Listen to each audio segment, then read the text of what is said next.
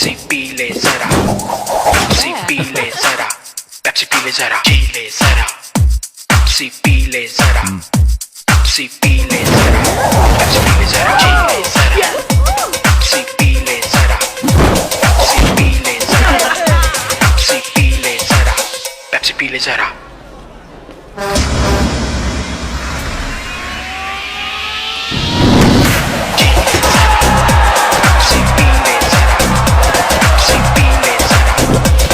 Pepsi खाना बने exciting.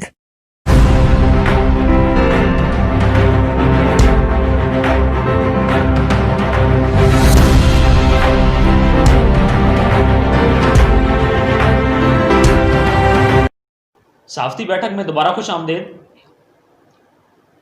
राजी साहब, आप मुझे ये बताइएगा कि हुकूमत वक्त चीनी बोरान, आटा और पेट्रोल बोरान पैदा करने वाले माफियाज के खिलाफ कार्रवाई कर पाएगी?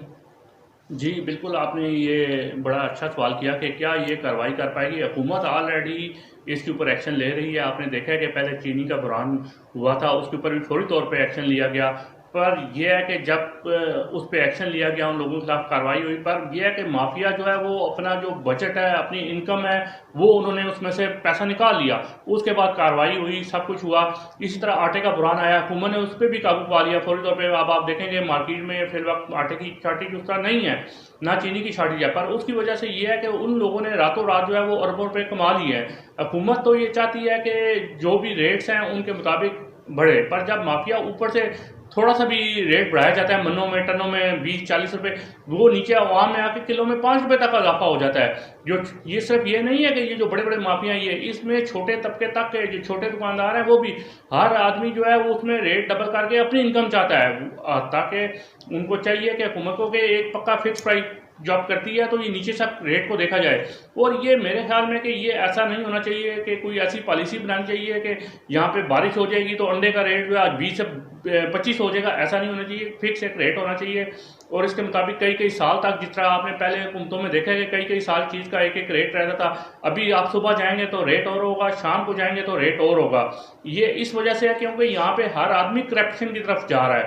उसमें यह नहीं है कि सब लोग, इसमें अच्छे लोग भी मौजूद हैं, पर जो आमतौर पर माफिया है, देखना चाहिए कि आप सिर्फ ये ना देखें कि रेट्स, आप रेट्स के साथ देखेंगे क्वालिटी कितनी डाउन हो रही है।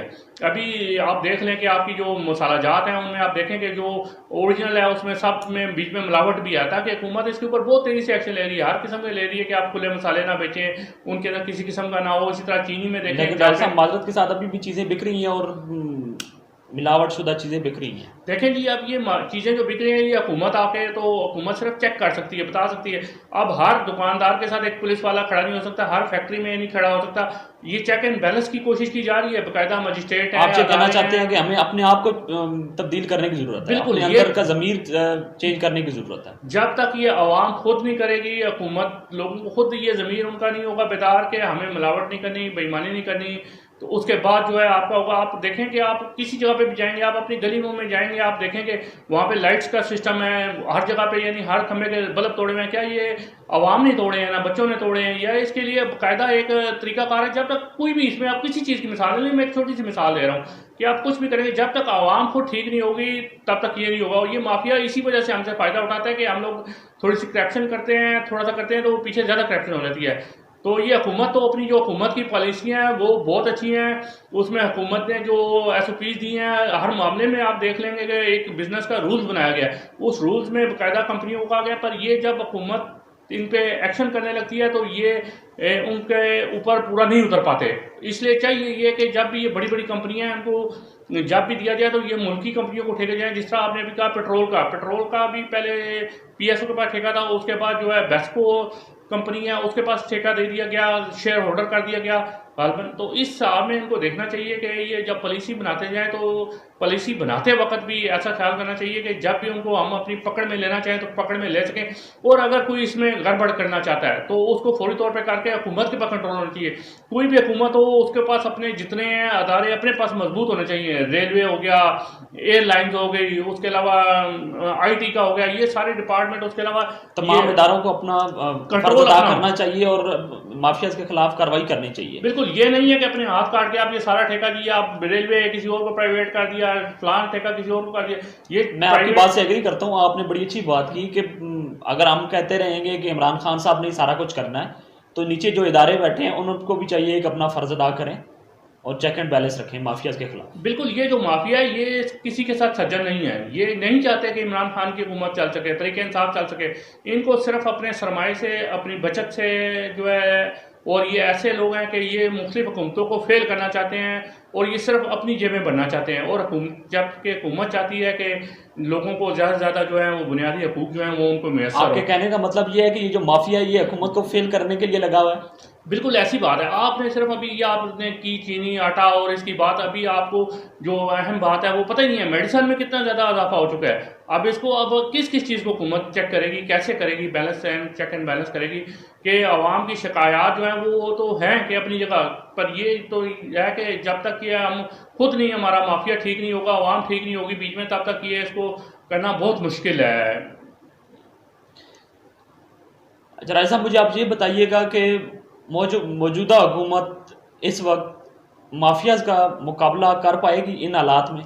बिल्कुल, हुकूमत इसके लिए बिल्कुल तैयार है और इनका ये भरपूर, आपने पहले भी देखा कि जैसे चीन का बहरान हुआ फौरी तौर पे एक्शन लिया गया, और जो भी किसी किस्म की भी एकदम उनके पास, हुकूमत के पास शिकायत जाती है या पता लगता है कि किया जाए, पर उससे पहले पहले जो माफिया है वो अपना काम कर चुका है। तो हुकूमत इसमें बिल्कुल इसके साथ साथ, वक्त के साथ साथ इन पे मुख्तलिफ आप देखेंगे फौरी तौर पे एक्शन लिया जा रहा है। इस वक्त जो भी पॉलिसी है फौरी तौर पे बनाई जाती है।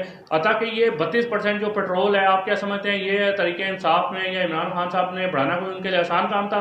उनकी हुकूमत को फेल करने का था, पर उन्होंने ये लोगों की, आवाम के लिए फौरी तौर पर एक्शन लेते हुए इसको किया है ताकि लोगों को रिलीफ मिल सके। अभी अतः कि आप ये देखें, सिर्फ बड़े शहरों में पेट्रोल आपको अवेलेबल था, जैसे पिंडी, इस्लामाबाद हो गया, कराची हो गया, इस तरह बड़े बड़े, बाकी जितने छोटे इलाके हैं, छोटे शहर हैं, उनमें ये पेट्रोल नहीं था। जहाँ पे है था आपने देखा कितनी कितनी लाइनें थी, और ये भी आप काफी बड़ी लाइनें थी और लोग बेचारे 100 रुपए 10 पैसे पे ले रहे हैं। और ये दूसरे छोटे शहरों में ये आपको 250 रुपए लीटर में पेट्रोल में ब्लैक में ले रहा था। अब ये इतनी ज्यादा करप्शन थी कि ये जो छोटे थे, छोटा माफिया जिसको कह सकते हैं, कि ये जो मुख्तलिफ छोटे शहरों में लोग थे, ये अरबों खरबों रुपया बना रहे थे। ताकि अभी लोगों ने शुक्र किया कि ये 5-5 घंटे 4-4 घंटे लाइनों में लग के 250 रुपए लीटर पेट्रोल लेने। इस्लामाबाद में भी आपने भी लाइनें देखी होंगी और मैंने खुद भी लाइनें देखी हैं कि पेट्रोल के लिए लोगों की बड़ी बड़ी लाइनें, मोटरसाइकिल्स की, गाड़ियों की मैंने खुद देखी हैं बड़ी बड़ी लाइनें।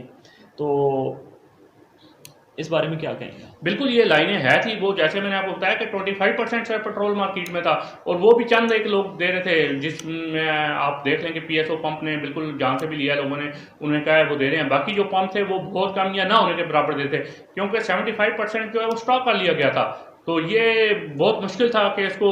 सर मेरा जो क्वेश्चन था कि हुकूमत इन हालात में माफियाज का मुकाबला कर पाएगी? जी बिल्कुल, मैंने आपको यही बताया कि ये जो हुकूमत है, इनके लिए बाकायदा जो ही हुकूमत को पता लगता है, जैसे आपने पहले देखा कि चीनी का बहरान आया था तो हुकूमत ने कितना बड़ा एक्शन लिया, और उसके बाद ये आटे में भी आप देख रहे हैं कि फौरी तौर पे एक्शन लिया जा रहा है। ये पेट्रोल का इस पे भी बाकायदा, अतः कि कीमत बढ़ चुकी है, पर फौरी तौर पे इस पे ओगरा को कहा है कि 15 दिन के अंदर अंदर बना के देखेंगे पीछे क्या है, कैसे रेट इसको किया जाए, क्या किया जाए। अवाम में काफ़ी लोग एहतजाज कर रहे हैं पेट्रोलियम मसनूआत की कीमतों में इजाफे के खिलाफ। बिल्कुल, आवाम तो जाहिर बात है, कोई भी चीज़ होगी, ये खास तौर पे पेट्रोलियम मसनूआत होंगी तो उससे हर चीज़ महंगी होगी। आवाम ने तो चाहती है कि उसको रिलीफ दिया जाए, और सबसे ज़्यादा रिलीफ इसी सूरत में है कि जब आप पेट्रोलियम मसनूआत जो है वो कम होंगी तो उसमें आहिस्ता आहिस्ता हर चीज़ का रेट कम हो जाएगा। और ये हुकूमत चाहती है खुद, इसीलिए ये अभी कमेटी बनाई गई है जो कि इसको तजवीज़ दे कि इसका आइंदा रेट क्या किया जाएगा और क्या हो जाएगा। ये इंशाअल्लाह ताला 15 दिन के अंदर अंदर इसके रेट जो है वो फिक्स आ जाएगा, और इस पर आइंदा जो है वो, मैं तो हुकूमत से उम्मीद यही करता हूँ, हर आदमी उम्मीद यही करता है कि इस माफिया को ख़त्म करने के लिए ऐसा तरीकाकार कोई ऐसा वाज़ह किया जाए कि कोई बंदा मनापली ना कर सके, हुकूमत को फेल ना कर सके। हुकूमत के अंदर आके लोग हुकूमत को फेल करने की कोशिश करते हैं ताकि दूसरी हुकूमतें आएँ, और इनका तरीकाकार यही होता है कि ये आते हैं और अपनी जेबें बढ़ते हैं और साइड हो जाते हैं। अतः कि हमारी जो हुकूमत है, जो इमरान खान का पहले दिन का मौक़िफ़ है तरीके इंसाफ का कि लोगों को रिलीफ दिया जाए, पर ये कभी आपका एक मसला शुरू हो जाता है चीनी का, आटे का, कभी अभी आप ये देखें मेडिसिन का, उसके अलावा बहुत से ऐसे मसाइल हैं जिनकी हुकूमत को देखने की ज़रूरत है। राजा कमरान साहब, आपकी तशरीफ़ आवरी का बहुत बहुत शुक्रिया। आखिर में वज़ीर-ए-आज़म इमरान खान साहब से गुजारिश करूँगा कि सर आपको वोट अवाम ने मुल्क की तकदीर बदलने के लिए दिए थे कि आप करप्ट के ख़िलाफ़ लड़ेंगे, माफियाज़ के ख़िलाफ़ कार्रवाई करेंगे, और जैसा कि आपने कहा था कि आप किसी करप्ट अनासर को नहीं छोड़ेंगे। तो मेरी सर आपसे गुजारिश ये है कि अवाम को रिलीफ दें, तो अवाम को आपसे बड़ी तवक्कुआत है। साफ्ती बैठक से मलिक आदिल शहजाद को इजाज़त दीजिए। अल्लाह हाफ़िज़।